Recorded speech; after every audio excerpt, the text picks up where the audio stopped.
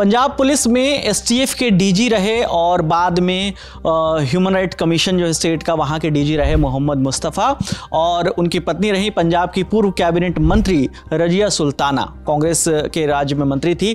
उन दोनों के बेटे अकील की संदिग्ध मौत के मामले में एक बड़ा अपडेट सामने आया है। मोहम्मद मुस्तफ़ा के बेटे अकील का एक वीडियो सामने आया है। इस वीडियो में अकील ने अपने पिता और अपनी पत्नी पर बेहद संगीन आरोप लगाए हैं। उस वीडियो में और क्या है जानेंगे हमारे साथी नीरज से। नीरज, तो सबसे पहले हम जानना चाहेंगे पूरा मामला क्या है। जी विकास, 16 अक्टूबर की देर रात हरियाणा के पंचकुला में जो पूर्व आईपीएस ऑफिसर है मोहम्मद मुस्तफ़ा और पंजाब की पूर्व कैबिनेट मंत्री रजिया सुल्ताना के जो बेटे हैं उनकी अकील, उनकी संदिग्ध हालत में मौत हुई। आज तक से जुड़े राहुल कुमार हैं, जो उनसे इनपुट मिला है उसके मुताबिक अकील घर वालों को बेसुध हालत में मिले थे। इसके बाद अकील को हरियाणा के पंचकुला के अस्पताल में लेके जाया गया, जहाँ अकील को मृत घोषित कर दिया गया। इसके बाद अकील का परिवार उनके यूपी के सहारनपुर में उनका जो पैतृक आवास है वहाँ लेकर पहुँचा, जहां अकील को सुपर्दे खाक कर दिया गया। तो अकील की बात करें तो वो खुद भी एडवोकेट थे और उनके पिता डीजी रहे थे। क्या बैकग्राउंड है पूरा फैमिली का? अकील की बात करें तो वो पंजाब हरियाणा कोर्ट में प्रैक्टिस कर रहे थे और पंचकुला में रहकर, और अकील के पिता मोहम्मद मुस्तफ़ा 1985 बैच के आईपीएस अधिकारी हैं, जबकि उनकी मां रजिया सुल्ताना पंजाब की पूर्व मंत्री कांग्रेस की वरिष्ठ नेता हैं, जो अभी तक हमें पता चला है। और मौत की वजह अभी तो जो बताई जा रही, कई मीडिया रिपोर्ट से दावा कर रही थी कि अकील की मौत दवा के ओवरडोज की वजह से हुई है। अभी पोस्टमार्टम रिपोर्ट का इंतज़ार कर रहे हैं। ये सब खबरें चली रही थी कि अकील का एक वीडियो सामने आया जिसमें उसने अपने पिता और पत्नी के बीच अवैध संबंध होने का आरोप लगाया है। ये वीडियो कब का है? क्या उसमें तारीख का जिक्र है? हाँ विकास, इस वीडियो की शुरुआत में अकील खुद ही इसकी तारीख बता रहे हैं। आज 27 अगस्त 2025 है। बेसिकली मैंने अपने डैड को और वाइफ का अफेयर डिस्कवर किया और काफ़ी टाइम हो गया, साल 1.5-2 साल हो गए डिस्कवर मेरे को जब से पता लगा। पता मेरे को पहले ही लग जाना चाहिए था जब ये काफ़ी कुछ हुआ। मतलब 2000 शादी के 1 साल बाद भी 2018 में इनको मैंने पकड़ लिया था बाथरूम यहाँ पे अपने रूम में, ड्रेसिंग रूम के अंदर भाग गया था नीचे। फिर मेरे को उसने फिर डिटेन कराया लीगली। अब बेसिकली मेरे को बहुत मेंटल ट्रॉमा में हूँ, बहुत ज़्यादा स्ट्रेस में हूँ। मेरे को समझ नहीं आता मैं क्या करूँ क्या ना करूँ।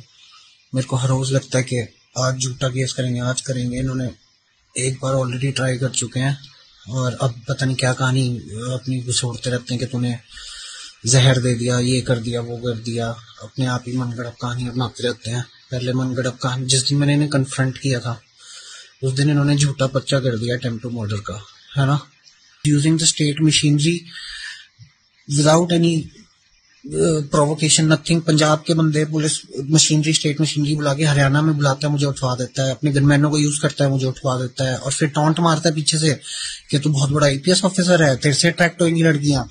मतलब ही इज वेरी प्राउड कि ये बच्ची को, मेरी बीवी को, एक यंग लड़की को इसने फंसाया हुआ है। उसके साथ इस गंदे संबंध, इसके घटिया आदमी के संबंध है। इन सब के बीच में खबरें ये भी हैं कि अकील ने अपने परिवार पर उसे फंसाने, जान से मारने की धमकी के, साजिश के आरोप भी लगाए। हाँ, ये इसी वीडियो में है। ये उस वीडियो का एक हिस्सा है जिसमें अकील को ऐसे आरोप लगाते सुना जा सकता है। ये मेरे को डराते हैं कि तूने कोई स्टेप लिया, कुछ लिया तो हम तेरे पे रेप केस करा देंगे, हम तेरे पे मर्डर केस करा देंगे। मीनवाइल इनको पता है there in total violation of law ये कर रहे हैं by not giving me my proceeds from my partnership agency. I am in a contract with the Indian Oil thing. I am in a contract with them and they are literally denying me the money because I want to move out, है ना। पर इनका plan है कि हम इलेक्शनों के बाद करेंगे सब कुछ। सो I have no idea what to do. Somebody please help me. Somebody please save me. ये मुंह पे बोलता है बंदा, इसको कोई, the most frightening thing is इस आदमी को कोई डर नहीं है मेरे बाप को। ये मुंह पे बोलता है तेरी हेबियस कॉर्पस देख लेंगे, तेरे जज का बाप कब्र से उठ के आ गया तब भी कुछ नहीं कर पाएगा अगर तुझे मरवा दे, क्योंकि कोई एविडेंस ही नहीं होगा। And this is how he has been doing things. जब भी ये कुछ करवाता है there is no evidence to be found. Police is in hand in glove with him. क्या एविडेंस मिलेगा? What will be found? इस मामले को लेकर एक प्रेस कॉन्फ्रेंस भी हुई है हरियाणा में, वो क्या मामला है? हाँ, आज पंचकुला में शमशुद्दीन चौधरी नाम के एक शख्स ने प्रेस कॉन्फ्रेंस की। ये खुद को अकील की मां यानी रजिया सुल्ताना का पड़ोसी बता रहे हैं। उन्होंने पुलिस कमिश्नर को लिखित शिकायत देकर मामले की निष्पक्ष जांच की मांग की है।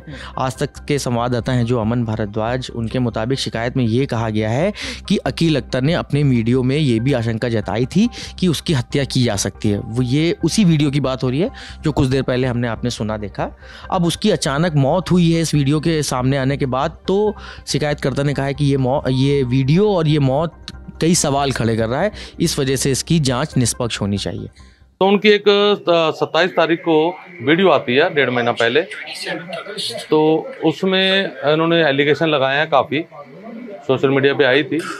तो हम लोग सोच रहे थे उसी टाइम कि हम लोग हाई कोर्ट जाएं या प्रशासन को करें। वैसे तो प्रशासन का काम था शो मोशन एक्शन लेते और इसको पूछते कि क्या दिक्कत है। तो मुस्तफा जी की कौन है? सर कुछ नहीं है, रजिया सुल्ताना जो है मेरे पड़ोसी हैं। तो उसके बाद ये है कि हम लोग उसके बाद 3 तारीख को ये एक पोस्ट डालता है वो अपने इंस्टा पे कि ये डायरी मेरी पढ़ी जाए। तो फिर अचानक कल सुबह एक मैसेज आता है कि उसकी अचानक डेथ हो गई। तो हम लोगों को शॉट लगा कि यार ऐसे कैसे डेथ होगी, एक बच्चा मान लो इनके पास है। फिर ये कहते हैं कि ये मंद बुद्धि है या ये कहते हैं ओवरडोज होगी। सर 3 तारीख उसका एक मुस्तफा साहब को FIR हुई है उनके ऊपर मलेरकोटला पुलिस स्टेशन में। FI नंबर 17 2022 की है। उसमें समन हुआ। समन रिसीव कौन कर रहा है? ये देखिए, समन रिसीव कर रहा है अकील अहमद। अगर मान लो वो सही नहीं है, ओवरडोज है, तो वो सर रिसीव आप उसको अपना समन रिसीव क्यों करा रहे हो जिसमें मुस्तफा साहब को नॉन अवेलेबल वारंट इशू हुआ है। मैं कहता हूं अगर वो कह रहे हैं कि दवाई का ओवरडोज है तो मेरी कस्टडी में जो बंदा होगा तो उसको दवाई की ओवरडोज किसने दी? दवाई की ओवरडोज किसने लाके दी उसको?